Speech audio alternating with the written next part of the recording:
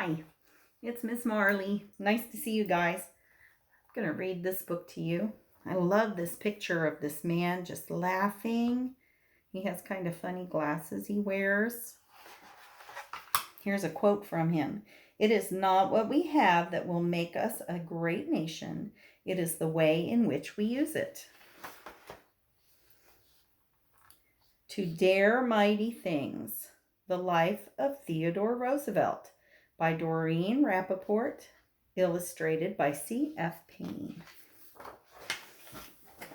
I have to turn a little bit because it's hard for me to see the little bitty words, but I'll try and make sure you can see the pictures.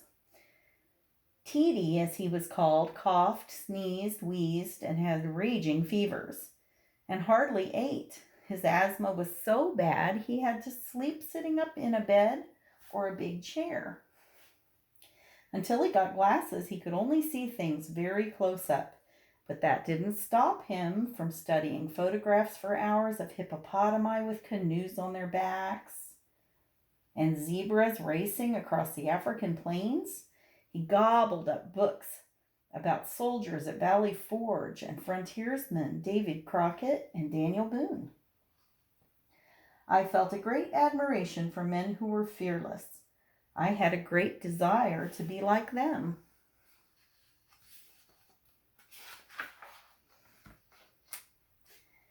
Teedy stuffed hedgehogs into drawers. Sometimes they escaped. Guests were warned to check water pitchers for snakes before pouring. "He has to be watched all the time," his mother told his father. He illustrated and wrote books about ants, spiders, ladybugs, fireflies, hawks, minnows, and crayfish. You guys could write some books about animals. His fingers were always stained with ink, and he collected animal and bird specimens and created a museum in his room. He smelled. The whole house smelled. All growing boys tend to be grubby, but the ornithological boy is the grubbiest of all. He loved animals. Do you love animals? I love animals. I'm taking care of a baby squirrel right now. I enjoy helping animals. I try not to let them smell. His father told him, "You have the mind, but not the body. You must make your body." What's he mean by make your body? How do you make your own body? Never one not to meet a challenge, Teedy took hikes, pressed weights, and swung up and down on bars. His skinny chest and muscles grew, but he was still sickly. That didn't stop him from climbing mountains and volcanoes, hunting jackals on horseback, and camping in sub-freezing weather. He noted every experience he had in his diary. He wrote it all down. Do you write a lot of things down? I keep a journal sometimes, and I like to write down what happened during my day and the thoughts I have. He wanted to go to college, but worried that he didn't have the energy. A tutor prepared him at home. He crammed 3 years of study into just 2 years. Is it not splendid? I passed in all the 8 subjects I tried. He couldn't bring his museum to Harvard, so he created a new one in his room there. His giant tortoise escaped its pen and terrified his landlady. He studied long hours, but he still found time to box, wrestle, hunt, ice skate, teach Sunday school, and dance away the nights at the fancy balls. Instead of resting in the summer, he researched and wrote a book about 97 different birds. Looking back over my 18 years, I have never spent an unhappy day unless by my own fault. Is that right? When we're unhappy or we have an unhappy day, is it our own fault? Is it the fault of someone else? Can we make our days happy and keep them happy? Can we make a choice? At 20, he fell in love with Alice Hathaway Lee, who gave him the nickname Teddy. Before marrying, he went west to hunt. His doctor had told him, "Don't go." He had to live a quiet life or he would die. If I've got to live that sort of life, I don't care how short it is. He went away for 3 weeks. By Godfrey, this is fun! He came home to Alice and had a grand wedding. My happiness is so great that it makes me almost afraid. So, why would you be afraid if you had happiness? It's an interesting word to use. At 23, he was elected as the youngest member of the New York State Assembly. He wrote 4 bills in 1 week, but he was new to politics and no one paid any attention to him. So he marched around the assembly yelling, sometimes for 40 whole minutes. Many lawmakers did not like his ideas, but they couldn't silence him. I would rather go out of politics feeling that I had done right than to stay knowing I have acted as I ought not to. His bills didn't pass, but he became a leader in the Republican Party.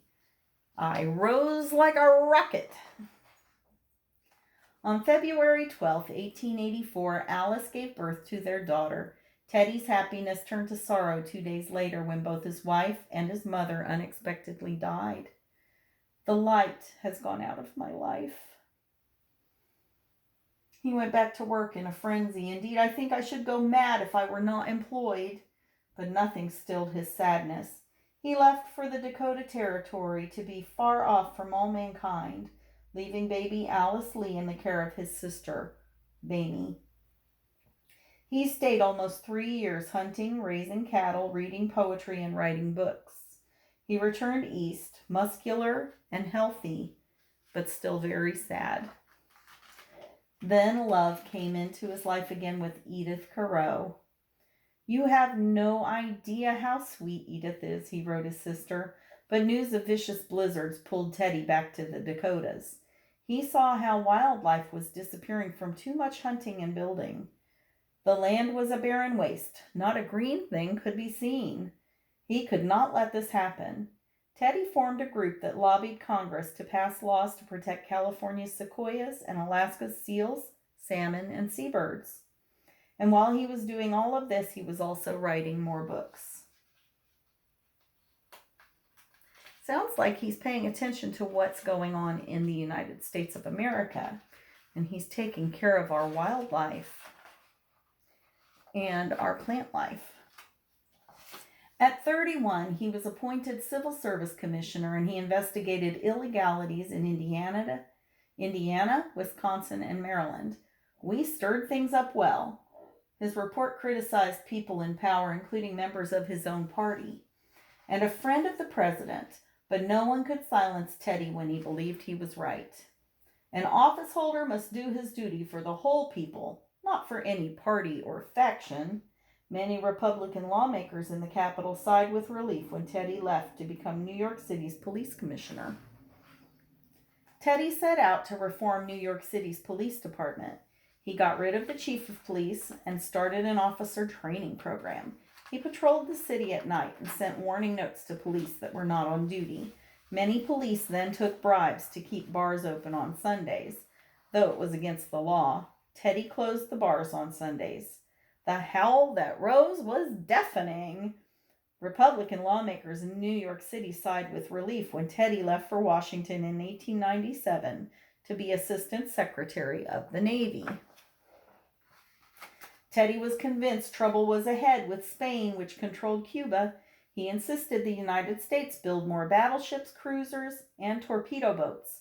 On February 15th, 1898, when an American ship was blown up in Cuba's harbor, Teddy declared, "It was sunk by an act of dirty treachery by the Spaniards." It turned out he was wrong, but the U.S. declared war on Spain anyway, and Teddy resigned from the Navy and joined the Army. In Cuba, he found himself in charge of the 1st Volunteer Cavalry Regiment, nicknamed the Rough Riders. There they are. Oh, I found something special in this book. "Charge!" Roosevelt ordered. On July 1st, 1898, the Rough Riders surged up the grassy slopes of San Juan Hill in Cuba in blistering heat. Mosquitoes swarmed about them. Cannon fire of thousands of bullets rained down on them, but they could not see their enemy. Still, they fired away. By nightfall, They had captured that hill. The charge itself was great fun, but we had a bully fight. Teddy returned home a national hero.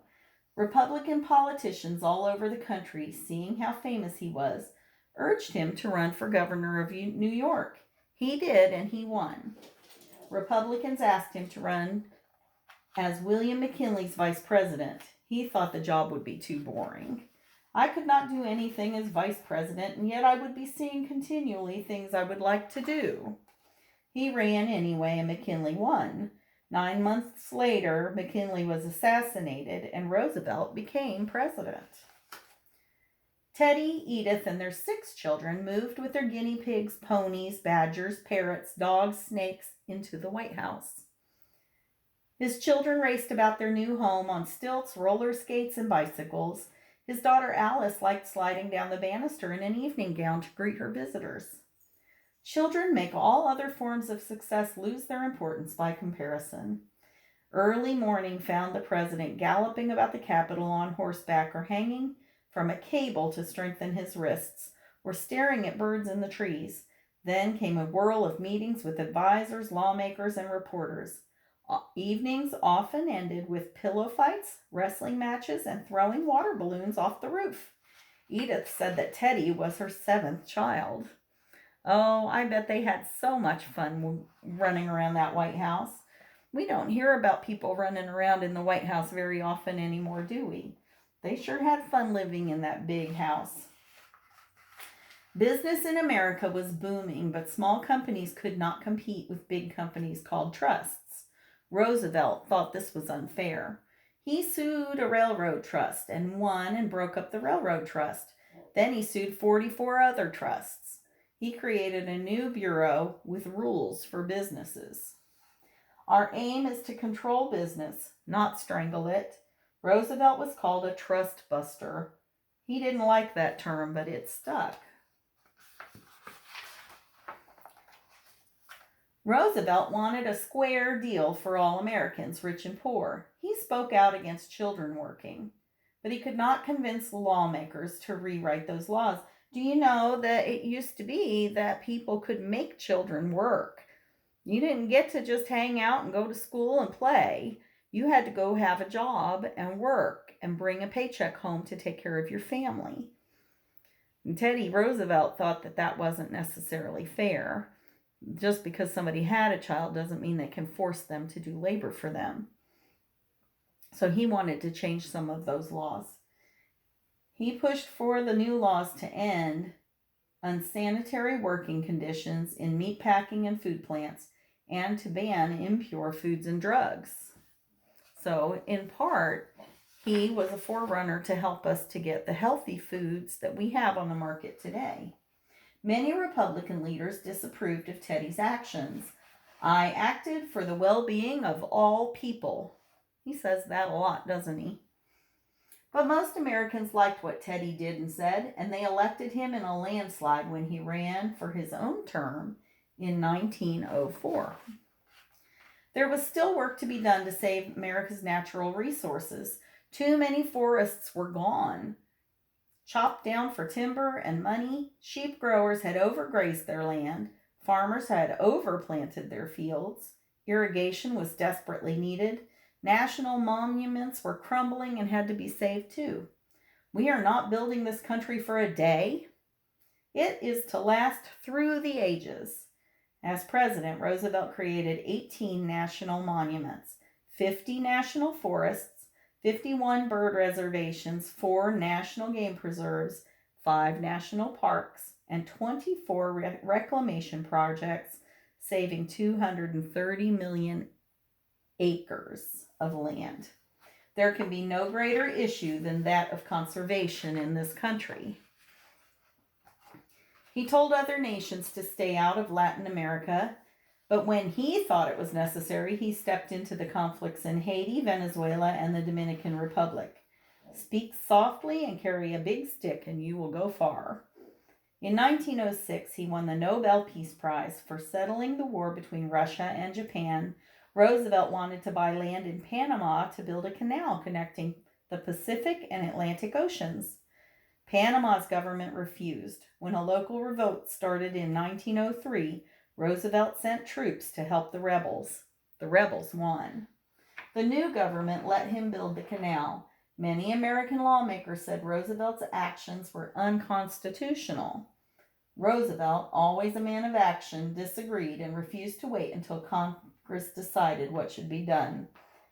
I took the canal zone and let Congress debate. While the debate goes on, the canal does also.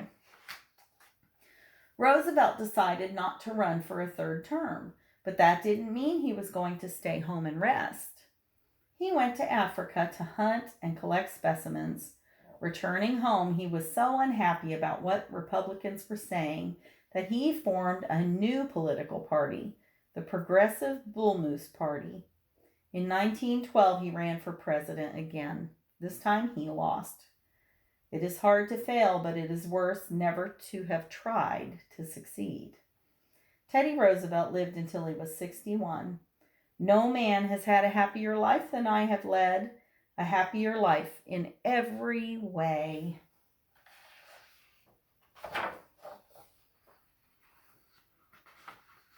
Oh, do we have one last page? I feel like there's one last page, but maybe there's not. Yeah, there is. There it is. It has a list of important events. Sometimes at the back of the book, we can find an index, or there might be a list of things that happened. This is a timeline of things that happened during Roosevelt's term in office. There's more books that you could read listed here and websites to go to learn about him. And here's one last quote. Ready? It says, "I don't think any president ever enjoyed himself more than I did. Moreover, I don't think any ex-president enjoyed himself more." And that's the end.